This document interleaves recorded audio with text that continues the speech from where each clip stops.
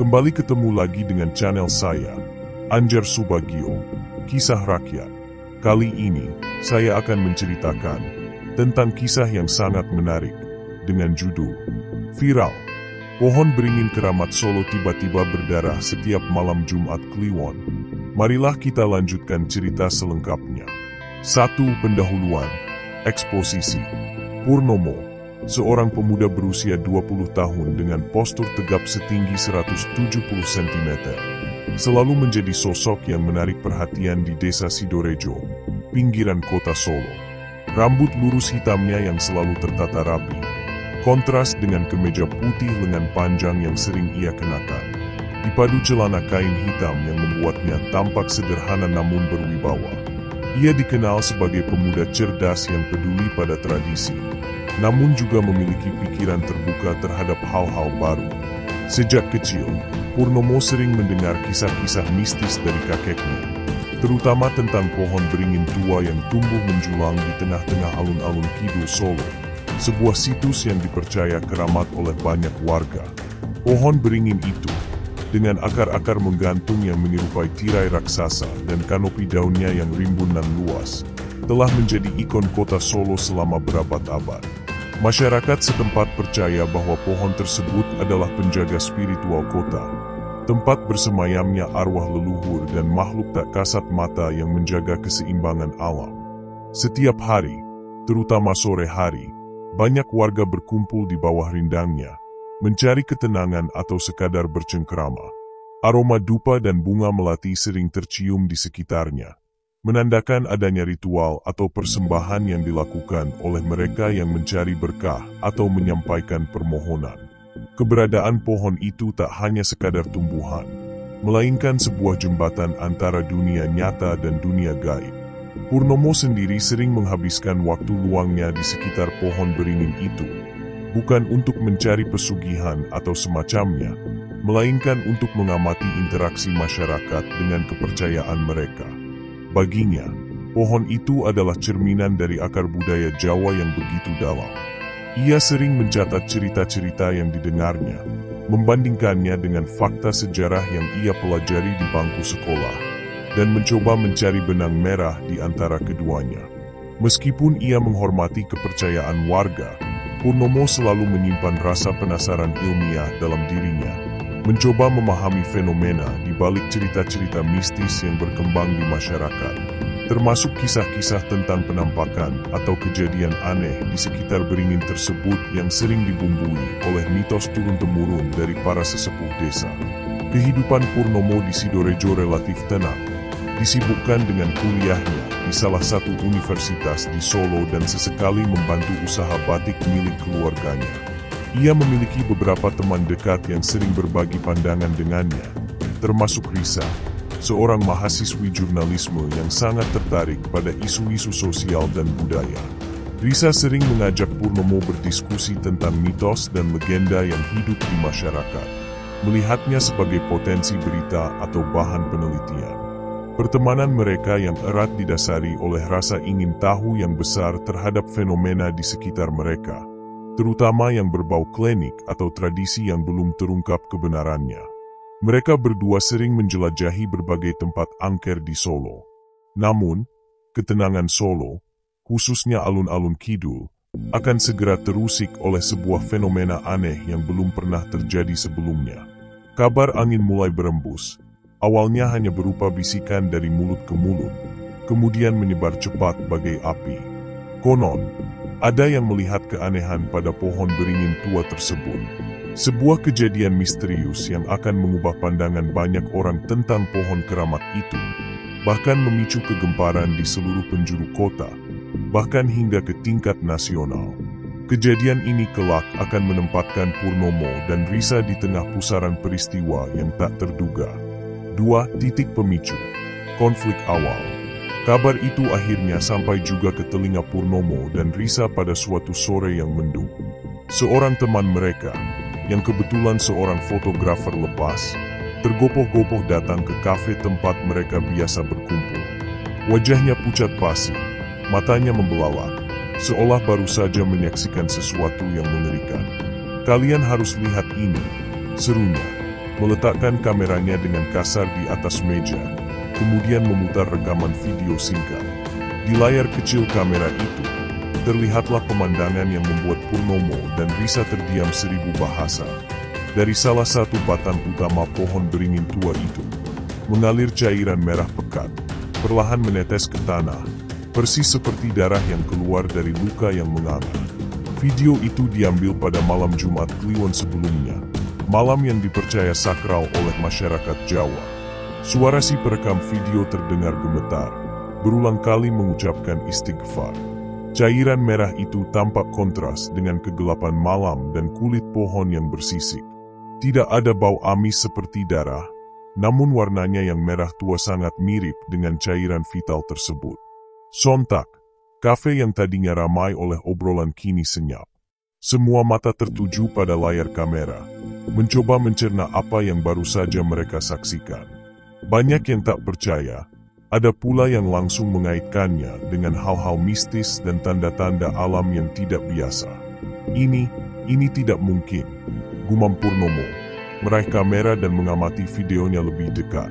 Nalarnya berteriak bahwa pasti ada penjelasan logis di balik fenomena ini. Namun, di sisi lain, bayangan cerita-cerita keramat yang sering ia dengar dari kakeknya mulai berkelebat. Pohon beringin itu, dengan segala aura mistisnya, seolah memiliki misteri yang lebih dalam. Risa, dengan insting jurnalisnya, segera menyambar gawainya. Ini berita besar. Pur, kita harus ke sana sekarang. Matanya berbinar, antara takut dan semangat yang membara. Ia tahu, kejadian seperti ini akan mengguncang Solo dan menjadi topik hangat di media sosial. Pada malam Jumat Kliwon berikutnya, meskipun hati diliputi keraguan, Purnomo dan Risa memutuskan untuk pergi ke alun-alun Kidul. Mereka ingin menyaksikan sendiri fenomena aneh tersebut. Suasana di sekitar pohon sudah sangat berbeda. Kerumunan warga jauh lebih banyak dari biasanya. Mereka duduk bersila, sebagian lagi berdiri, mata tertuju pada pohon, menunggu. Ada yang membawa sesajen, ada yang berdoa, ada pula yang hanya ingin tahu. Aura mistis yang menyelimuti area itu terasa sangat pekat, diperkuat oleh hembusan angin malam yang membawa bisikan-bisikan tak jelas. Aroma kemenyan dan bunga Kamboja menusuk hidung, menambah kesan sakral pada malam itu. Tepat saat jarum jam menunjukkan pukul 12 malam, suasana hening menyelimuti alun-alun. Bulan bersinar redup di balik awan. Perlahan, dari celah batang pohon beringin yang retak, cairan merah itu mulai merembes keluar. Setetes demi setetes, kemudian mengalir lebih deras, membasahi kulit pohon yang gelap. Beberapa warga sontak berteriak. Ada yang panik, ada yang sujud, ada pula yang histeris.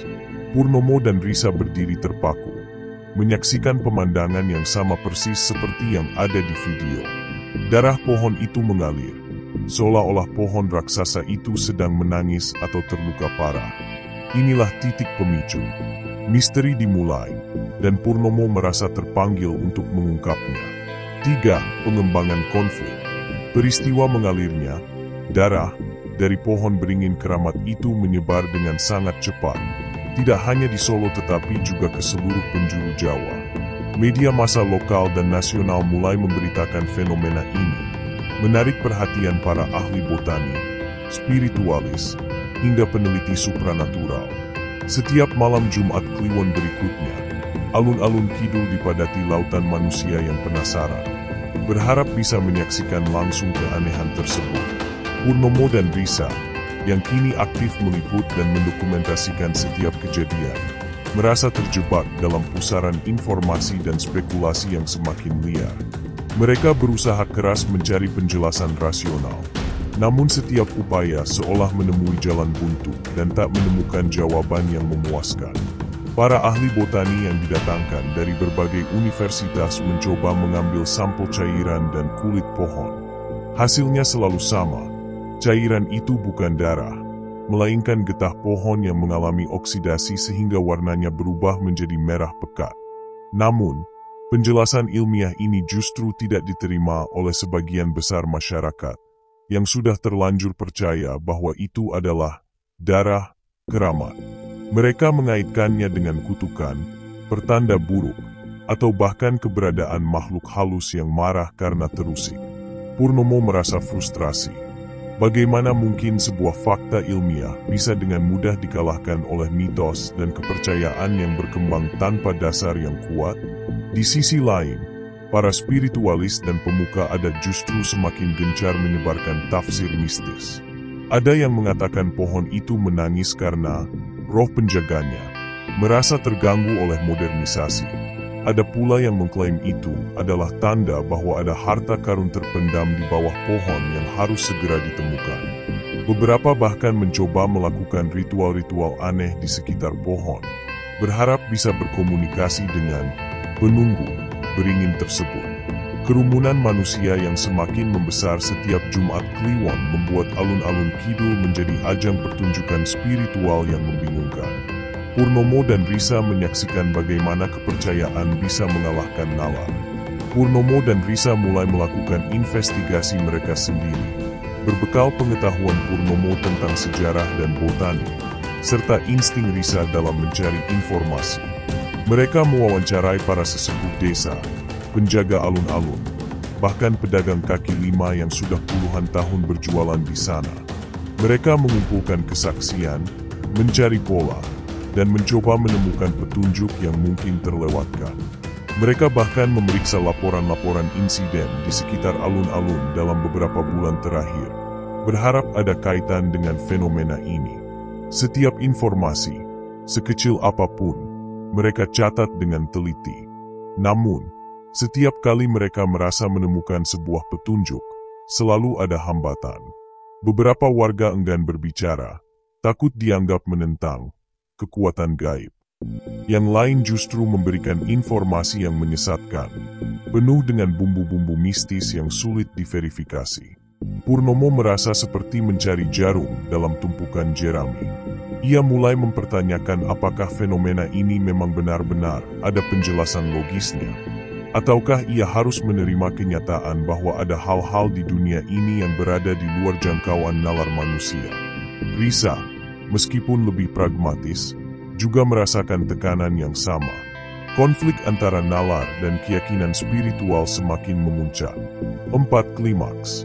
Pada malam Jumat Kliwon yang paling dinanti, saat kerumunan massa mencapai puncaknya, Purnomo dan Risa memutuskan untuk mengambil langkah drastis.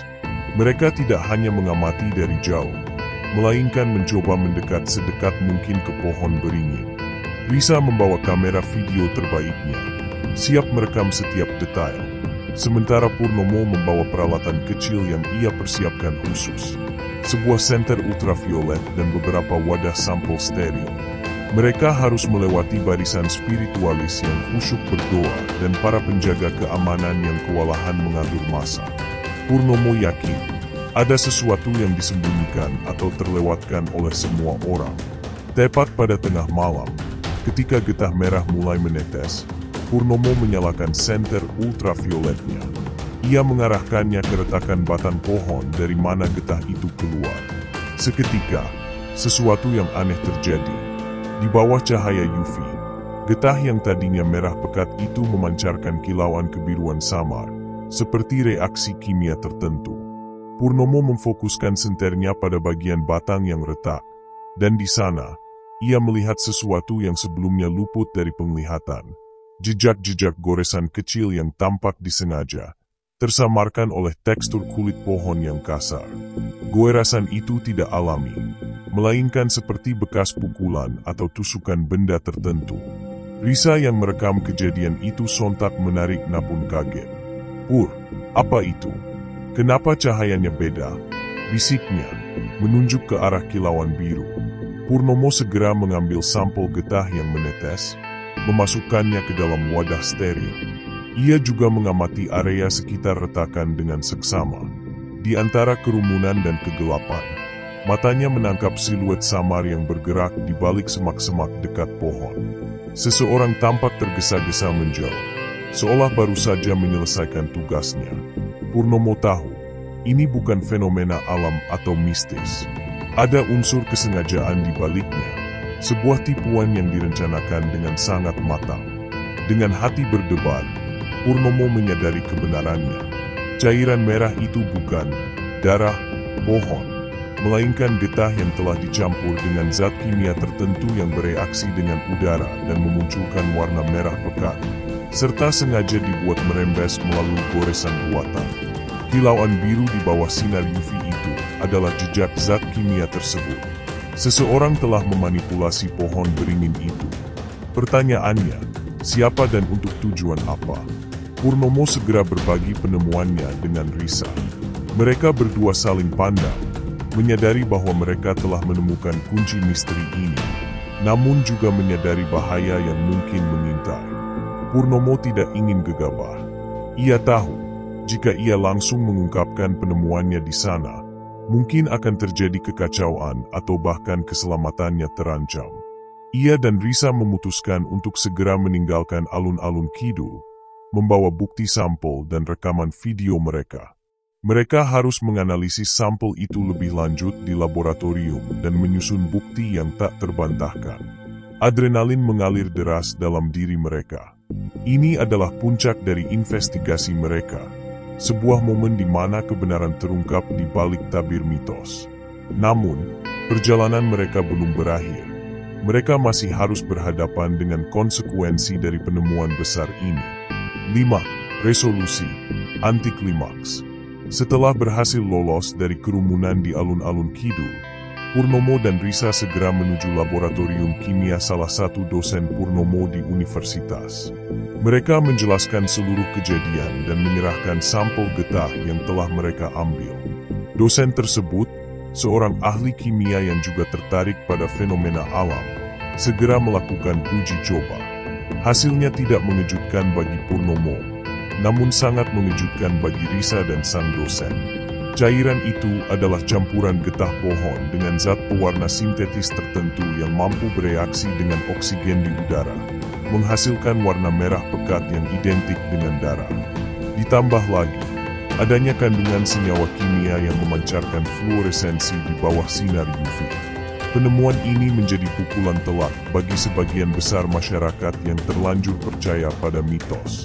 Risa, dengan cepat, menyusun laporan investigasi dan mengunggahnya ke media sosialnya yang memiliki banyak pengikut, didukung oleh bukti video dan hasil analisis laboratorium yang valid. Reaksi publik terpecah belah. Ada yang merasa tertipu dan marah, ada pula yang tetap bersikeras bahwa itu adalah campur tangan gaib dan menuduh Purnomo serta Risa menyebarkan berita palsu atau menghina kepercayaan leluhur. Perdebatan sengit memenuhi lini masa media sosial. Bahkan terjadi perselisihan di dunia nyata antara kelompok pro-ilmiah dan pro-mistis. Purnomo dan Risa menerima banyak ancaman, baik secara daring maupun langsung. Beberapa orang merasa kepercayaan mereka terusik, sementara pihak-pihak yang mungkin terlibat dalam penipuan ini merasa terpojok. Mereka bahkan sempat didatangi oleh beberapa orang tak dikenal yang mencoba mengintimidasi mereka untuk menarik laporan. Namun, Purnomo dan Risa tetap teguh. Mereka percaya bahwa kebenaran harus diungkap, betapapun pahitnya.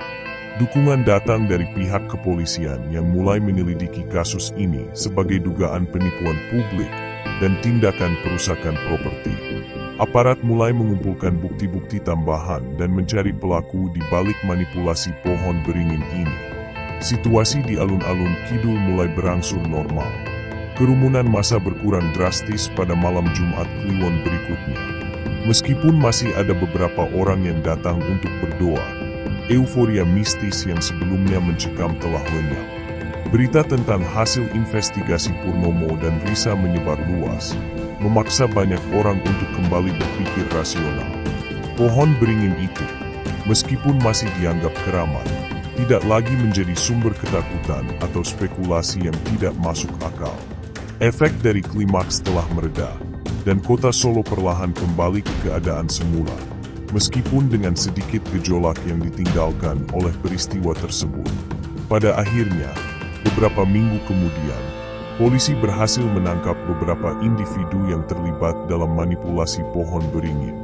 Mereka adalah sekelompok orang yang sengaja menciptakan fenomena darah pohon, untuk menarik perhatian publik dan memanfaatkannya untuk kepentingan tertentu, seperti penjualan jimat palsu atau penggalangan dana untuk ritual-ritual tertentu yang mengatasnamakan tradisi. Pengakuan mereka mengakhiri misteri yang sempat mengguncang Solo. Purnomo dan Risa merasa lega, meskipun masih ada pekerjaan rumah bagi mereka untuk mengedukasi masyarakat agar lebih kritis dalam menerima informasi, terutama yang berkaitan dengan hal-hal mistis. 6. Penutup. Pengungkapan misteri darah pohon beringin tidak hanya membawa ketenangan kembali ke Solo, tetapi juga memberikan pelajaran berharga bagi Purnomo, Risa, dan seluruh masyarakat.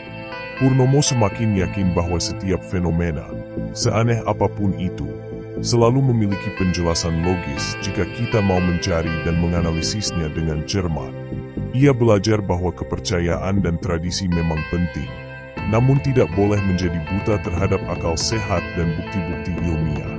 Kisah ini memperkuat tekadnya untuk terus meneliti dan memahami kebudayaan Jawa dari sudut pandang yang lebih kritis, tanpa mengesampingkan nilai-nilai luhur yang terkandung di dalamnya. Bagi Risa, pengalaman ini adalah puncak dari karir jurnalisme investigasinya. Ia berhasil membuktikan bahwa jurnalisme yang bertanggung jawab mampu mengungkap kebenaran di balik kabar burung dan manipulasi. Laporannya menjadi viral, bukan karena sensasinya, melainkan karena validitas dan keberaniannya dalam menyampaikan fakta. Ia menjadi inspirasi bagi banyak jurnalis muda lainnya untuk tidak takut menyuarakan kebenaran, bahkan jika harus berhadapan dengan tekanan dari berbagai pihak. Kemitraan antara Purnomo dan Risa menjadi contoh bagaimana kolaborasi antara ilmu pengetahuan dan jurnalisme bisa membawa dampak positif yang signifikan. Meskipun pohon beringin tua di alun-alun kidul tidak lagi mengeluarkan darah, aura keramatnya tidak serta-merta hilang. Masyarakat tetap menghormati pohon itu sebagai bagian dari warisan budaya dan sejarah Solo. Namun, kini rasa hormat itu disertai dengan pemahaman yang lebih baik. Mereka belajar bahwa mitos bisa dimanfaatkan oleh pihak-pihak tidak bertanggung jawab, dan pentingnya untuk tidak mudah termakan isu tanpa validasi. Peristiwa ini menjadi pengingat bagi setiap individu untuk senantiasa kritis, mencari tahu kebenaran di balik setiap informasi, dan tidak mudah terprovokasi oleh sensasi yang belum tentu faktual. Purnomo dan Risa sering kembali ke alun-alun kidul, bukan lagi untuk mencari misteri, melainkan untuk menikmati suasana damai di bawah rindangnya beringin. Mereka melihat orang-orang berinteraksi dengan pohon itu dengan cara yang lebih tulus, bukan lagi karena ketakutan atau spekulasi liar, melainkan karena warisan dan sejarah yang diwakilinya. Kisah mereka tentang pengungkapan misteri darah pohon menjadi legenda baru di Solo, sebuah cerita yang mengedepankan akal sehat dan keberanian dalam menghadapi ketidakpastian. Ini adalah akhir yang memuaskan, di mana kebenaran akhirnya menemukan jalannya dan nalar mengalahkan tahayul yang merugikan. Pelajaran terbesar dari semua ini adalah pentingnya keseimbangan antara keyakinan dan logika. Solo, kota yang kaya akan budaya dan tradisi, telah membuktikan bahwa modernitas dan ilmu pengetahuan dapat hidup berdampingan dengan warisan leluhur tanpa harus saling meniadakan. Justru, dengan pemahaman yang lebih dalam, keduanya dapat saling memperkaya. Purnomo dan Risa kini melanjutkan hidup mereka, membawa pengalaman berharga ini sebagai bekal untuk menghadapi tantangan di masa depan, siap untuk mengungkap misteri berikutnya jika ada, dan terus berupaya menjadi agen pencerahan bagi masyarakat. Kesimpulan cerita, pohon beringin berdarah. Kisah pohon beringin berdarah di Solo ini menjadi cerminan nyata bagaimana keseimbangan antara kepercayaan tradisional dan logika ilmiah sangat krusial dalam masyarakat. Purnomo dan Risa, melalui keberanian dan ketekunan investigasi mereka, berhasil membongkar misteri di balik fenomena darah pohon beringin yang sempat menggemparkan kota. Mereka menunjukkan bahwa apa yang tampak supernatural seringkali memiliki penjelasan rasional, yang terkadang dimanipulasi untuk kepentingan tertentu. Pengungkapan ini tidak hanya mengembalikan ketenangan di alun-alun kidul, tetapi juga mengedukasi masyarakat untuk lebih kritis dalam menerima informasi, tidak mudah terbawa sensasi, dan senantiasa mendasari keyakinan dengan nalar. Ini adalah pelajaran berharga tentang pentingnya mencari kebenaran, bahkan ketika harus melawan arus kepercayaan populer. Kata-kata bijak, kebenaran, walau tersembunyi di balik tabir mitos, akan selalu menemukan jalannya di bawah cahaya nalar yang berani. Cerita pun selesai. Demikian cerita dengan judul Viral, Pohon Beringin Keramat Solo Tiba-Tiba Berdarah Setiap Malam Jumat Kliwon. Semoga berkenan dan bermanfaat. Kita ketemu lagi di cerita yang lain. Dan akhir kata, terima kasih.